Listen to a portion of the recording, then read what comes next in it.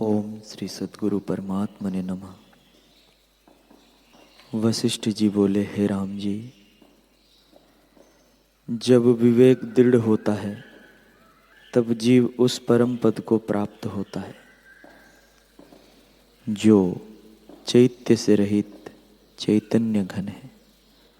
जब चैत्य का संबंध टूट जाता है, जब चैतन्य का संबंध टूटा, तब विश्व का क्षय हो जाता है। जब विश्व का क्षय हुआ तब वासना भी नहीं रहती। हे राम जी, यह जगत भी संकल्प के फुरने से है। जब जीव शुद्ध चैतन्य में चैतन्य मुख होता है तब मनोमात्र शरीर होता है, जिसको अंतवाहक कहते हैं। और जब वासना दृढ़ होती है तब आदि भौतिक प्रतीत होने लगता है। हे राम जी, इसका उत्थान ही अनर्थ का कारण है। जब यह चेतन होता है तब इसको अनर्थ की प्राप्ति होती है और मैं मेरा इत्यादि जगत भासित होता है। जो यह ना हो तो जगत भी ना हो, इसके होने से ही जगत प्रतीत होता है। इससे मेरा यही आशीर्वाद है कि तुम चेतनता से शून्य हो जाओ और अहंता रूपी चेतनता से रहित अपने बोध में स्थित रहो। ओम श्री सद्गुरु परमात्मा ने नमः। श्री योग वशिष्ठ महारामायण उत्पत्ति प्रकरण सर्ग 52। श्री वशिष्ठ जी बोले, हे रामचंद्र जी, कर्कटी के मन में विचार उत्पन्न हुआ कि बड़ा कष्ट है, बड़ा कष्ट है। यह विसु जी का शरीर मुझको कैसे प्राप्त हुआ है? मैंने मूर्खता से यह वर ब्रह्मा जी से मांगा था। मूर्खता बड़े दुख को प्राप्त करती है। कैसा मेघ किनाई मेरा शरीर था कि सूर्य आदि को ढाक लेती थी। हाय, मंदराचल पर्वत किनाई मेरी उदर और बड़वाग्नि किनाई मेरे जीव कहाँ गई? जैसे कोई अभागी पुरुष चिंतामणि को त्याग दे और कांच को अंगीकार करे, तैसे ही मैंने बड़े शरीर को त्याग के तुच्छ शरीर को अंगीकार किया, जो एक बूंद से ही तृप्त हो जाता है परंतु तृष्णा पूरी नहीं होती। उस शरीर से मैं निर्भय विचरती रहती, पर यह शरीर पृथ्वी के कण से भी दब जाता है।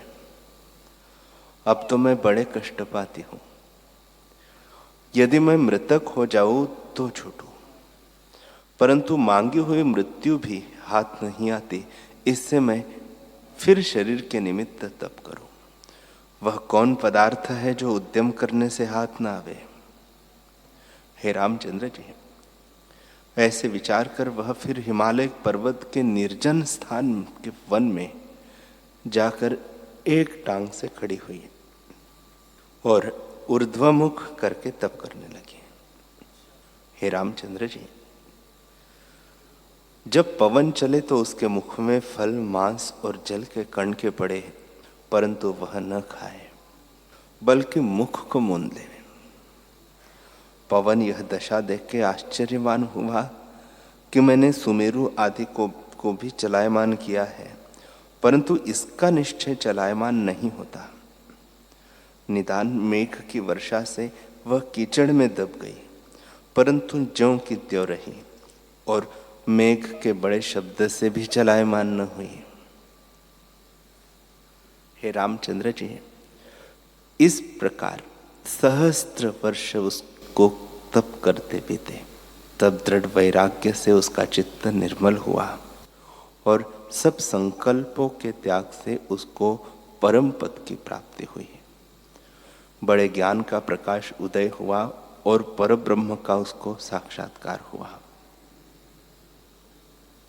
उसे परम पावन रूप होकर चित्त शुचि हुई, अर्थात चेतन में एकत्व भाव हुआ। जब उसके तप से सातों लोक तपायमान हुए, तब इंद्र ने नारद से प्रश्न किया कि ऐसा तप किसने किया है जिससे लोक जलने लगे हैं। तब नारद जी ने कहा, हे इंद्र, कर्कटी नाम राक्षसी ने 7000 वर्ष बड़ा कठिन तप किया, जिससे वह विसूचिका हुई। वह शरीर पाकर उसने बहुत कष्ट पाया और लोगों को भी कष्ट दिया। जैसे विराट आत्मा और चित्त शक्ति सब में प्रवेश कर जाती है, तैसे ही वह भी सबकी देह में प्रवेश कर जाती थी। जो मंत्र जाप न करे उसके भीतर प्रवेश करके रक्त मांस भोजन करे, परंतु तृप्त न हो, मन में तृष्णा रहे और सूक्ष्म शरीर धूल में दब जावे, इस प्रकार उसने बहुत कष्ट पाके विचार किया कि उद्यम से सब कुछ प्राप्त होता है। इससे पूर्व शरीर के निमित्त फिर एकांत स्थान में जाकर तप करो। इतने में एक गिद्ध पक्षी वहां आकर कुछ भोजन करने लगा कि उसके चोंच के मार्ग से विसूचिका भीतर चली गई। जब यह पक्षी कष्ट पाके उड़ा तो वह विसूचिका उसकी पुर्यष्टक से मिलके और उसको प्रेर के हिमालय पर्वत की ओर इंस भांति ले चली, जैसे वायु में ले जाता है। उस गिद्ध ने वहां पहुंचकर वमन करके विसूचिका को त्याग दिया और आप सुखी होकर उड़ गया। तब उसी शरीर से विसूचिका वहां तप करने लगी। हे रामचंद्र जी, इस प्रकार इंद्र ने सुनकर उसके देखने के निमित्त पवन चलाया। तब पवन आकाश छोड़ के भूतल में उतरा और लोकालोक पर्वत, स्वर्ण की पृथ्वी, समुद्रों और द्वीपों को लांग के क्रम से हिमालय के वन में सूक्ष्म शरीर से आया।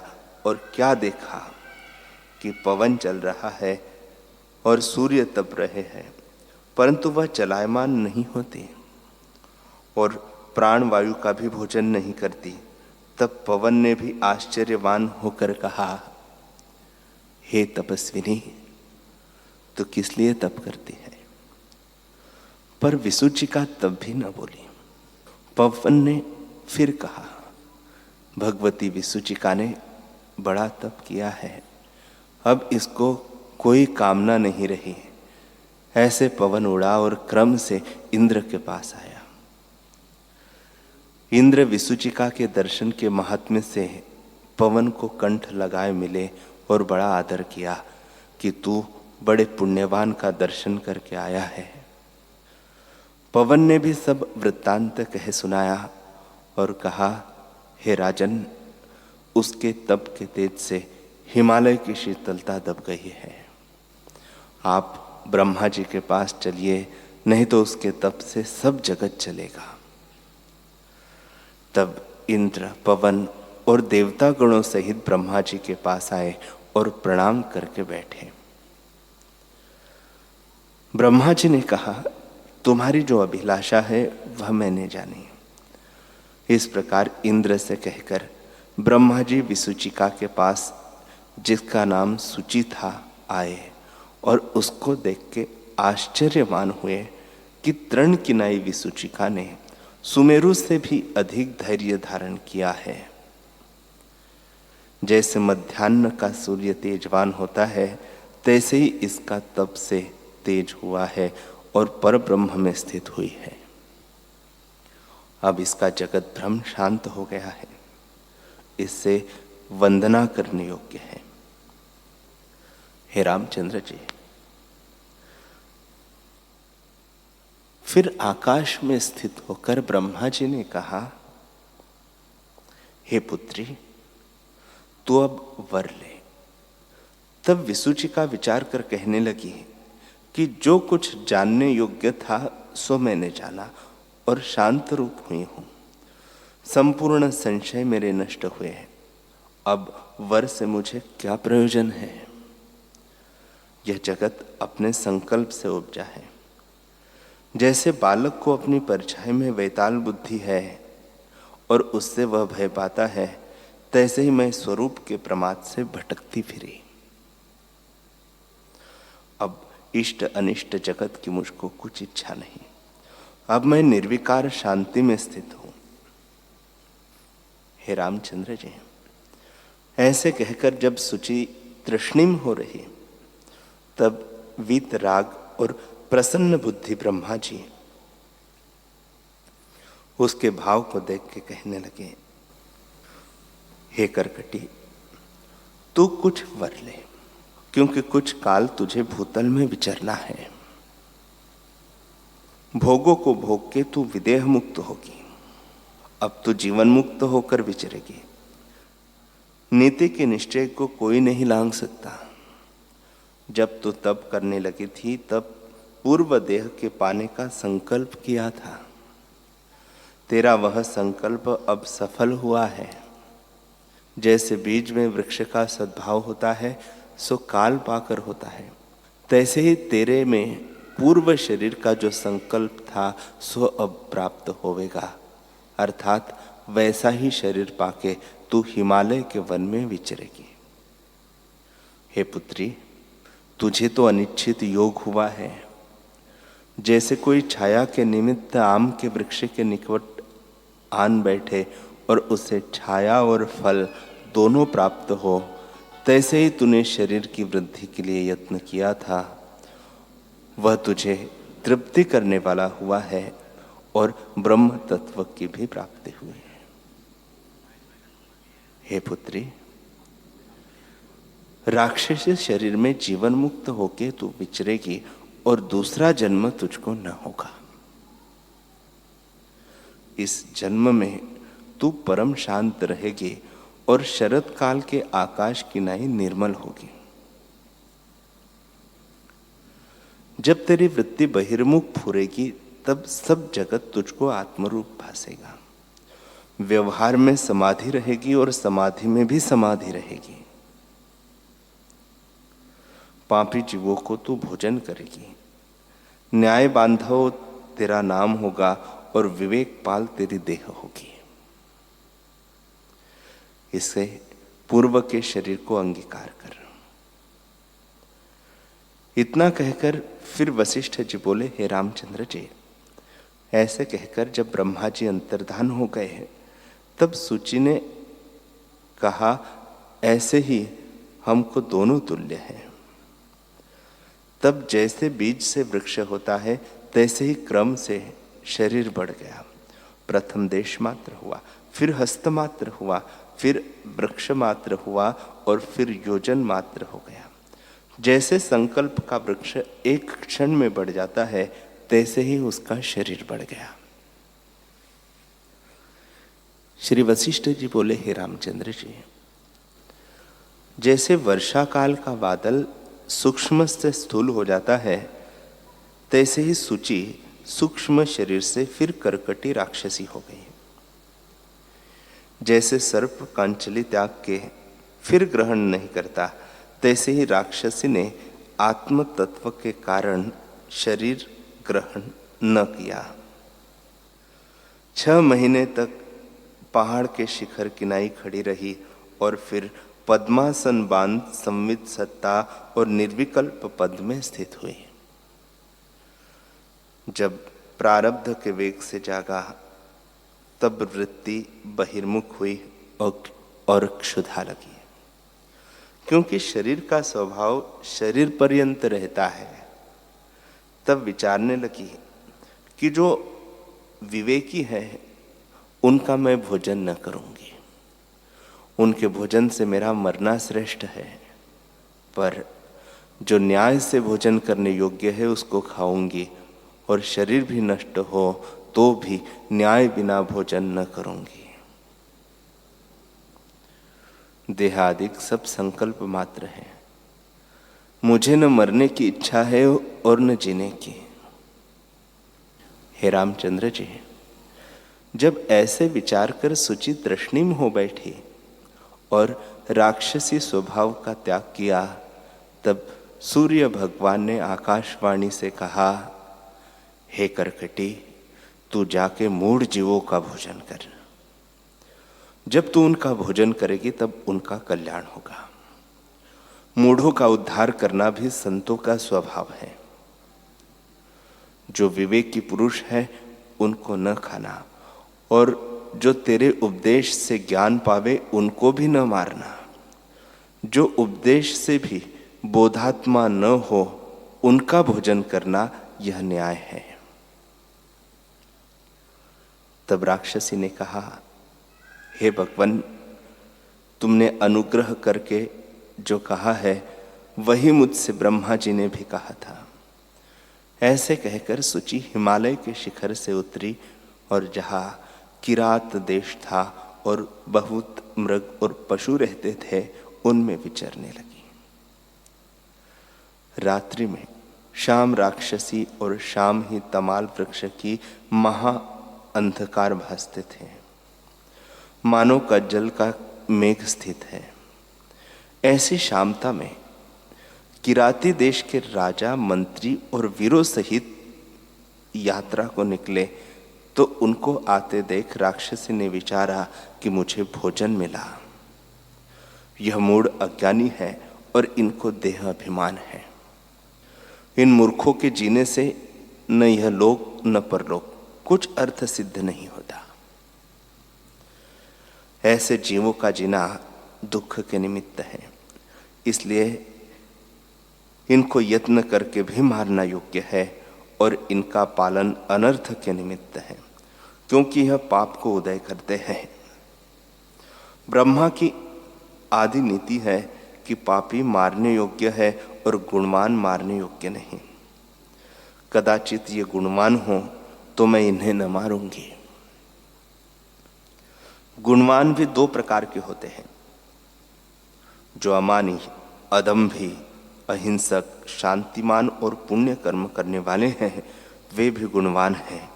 पर महागुणवान तो ब्रह्मवेत्ता है, जिनके जीने से बहुतों के कार्य सिद्ध होते हैं। इसलिए जो मेरा शरीर भोजन बिना नष्ट भी हो जावे तो भी मैं गुणवान को न मारूंगी। जो उदार पुरुष है वह पृथ्वी का चंद्रमा है, उसकी संवित से स्वर्ग और मोक्ष होता है। जैसे संजीवनी बूटी से मृतक भी जीता है, तैसे ही संतों के संग से अमृत होता है। इससे मैं प्रश्न करके इनकी परीक्षा लूं, कदाचित यह भी गुणवान हो। यह कमल नयन ज्ञानवान भासते हैं। यदि यथार्थ ज्ञानवान पुरुष है तो पूजने योग्य है, और जो मूर्ख है तो दंड देने योग्य है, और मैं उनको अवश्य भोजन करूंगी। श्री वशिष्ठ जी बोले, हे रामचंद्र जी। तब वह राक्षसी उनको देख के मेघ किनाई गरजने लगी और कहा, अरे आकाश के चंद्रमा और सूर्य, तुम कौन हो? बुद्धिमान हो अथवा दुर्बुद्धि हो? कहाँ से आए हो? तुम्हारा क्या आचार है? तुम तो मुझको ग्रास किनाई आन प्राप्त हुए हो, इससे अब मैं तुमको भोजन करूंगी। राजा बोले, अरे इस भौतिक तुच्छ शरीर को पाकर तू कहाँ रहती है? हमको देख के जो तू गरजती है, सो तेरा शब्द हमको भ्रमरी के शब्दवत भासता है। हमको कुछ भय नहीं। हे राक्षसी, यह तेरा शरीर माया मात्र है, इसलिए इस तुच्छ स्वभाव को त्याग के जो कुछ तेरा अर्थ है वह कहे, हम पूर्ण कर देंगे।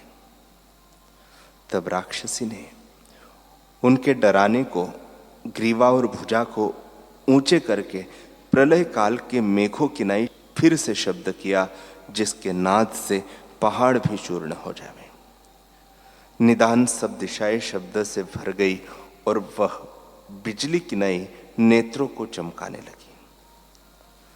उसकी मूर्ति देख राक्षस और पिशाच भी शंकायमान हो पर ऐसे भयानक स्वरूप को देख के भी उन दोनों ने धीरज रखा। मंत्री ने कहा, अरे राक्षसी, ऐसे शब्द तू व्यर्थ करती है, इससे तो तेरा कुछ प्रयोजन सिद्ध न होगा, इसलिए इस आरंभ को त्याग के अपना अर्थ कहे। बुद्धिमान पुरुष उस अर्थ को ग्रहण करते हैं जो अपना विषयभूत होता है, और जो अपना विषयभूत नहीं होता उसके निमित्त वे यत्न नहीं करते। हम तेरे विषयभूत नहीं, तुझ ऐसे तो हजारों हमने मार डाले हैं। हे राक्षसी, हमारे धैर्य रूपी पवन से तुझ ऐसी अनंत मक्खियां तृणवत उड़ती फिरती है। इससे अपने नीच स्वभाव को त्याग, स्वस्थ चित्त होके जो कुछ तेरा प्रयोजन है सो कहे। बुद्धिमान व्यवस्थित चित्त होके व्यवहार करते हैं, स्वस्थ हुए बिना व्यवहार भी सिद्ध नहीं होता, यह आदि नीति है। हमारे पास से स्वप्न में भी कोई अर्थ ही व्यर्थ नहीं गया। हम सबका अर्थ पूर्ण करते हैं, इसलिए तू भी हमसे अपना प्रयोजन कह दे। तब राक्षसी समझी कि यह कोई बड़े उदार आत्मा और उज्जवल आचार वाले हैं और जीवों के समान नहीं। यह बड़े प्रकाशमान और धैर्यवान जान पड़ते हैं। उदार आत्मा के से इनके वचन ज्ञानवानों से मिलते हैं। अब मैंने इनको जाना है और इन्होंने मुझको जाना है, इससे मुझसे इसका नाश भी न होगा। अविनाशी पुरुष ब्रह्म सत्ता में स्थित है, इससे ज्ञानवान है। ऐसा निश्चय ज्ञान बिना किसी को नहीं होता, परंतु कदाचित अज्ञानी हो तो फिर संदेह को अंगीकार करके पूछती हो। जो संदेहवान होकर बोधवान से नहीं पूछते, वे भी नीच बुद्धि है।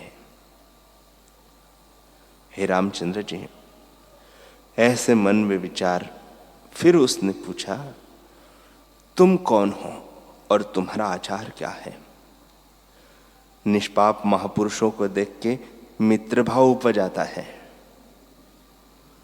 मंत्री बोला, किरात देश का यह राजा है और मैं इनका मंत्री हूं।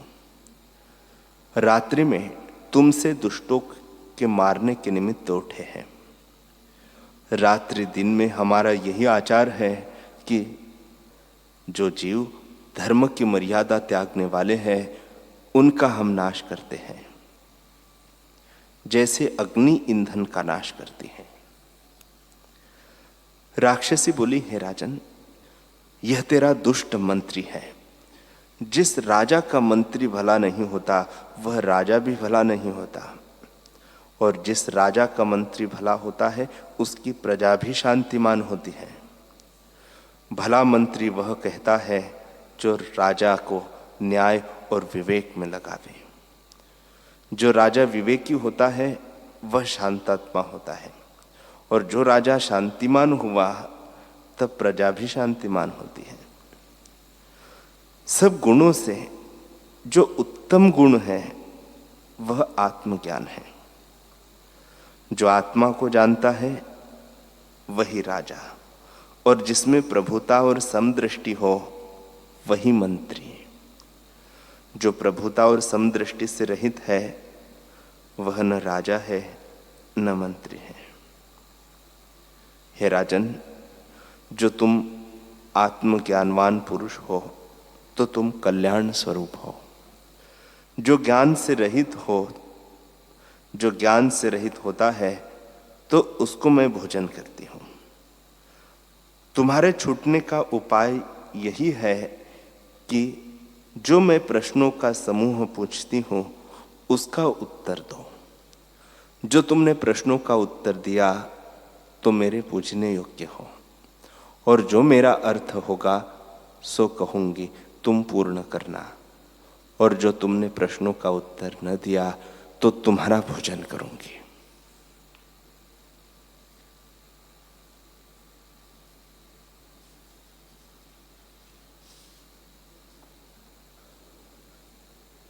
हरि ओम।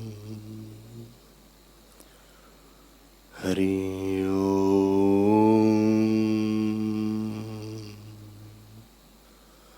ओम। सहना भवतु सहनौ भुनक्तु सह वीर्यं करवावहै तेजस्विनावधीतमस्तु मा विद्विषावहै। ओम शांति शांति शांति। श्री सद्गुरुदेव भगवान की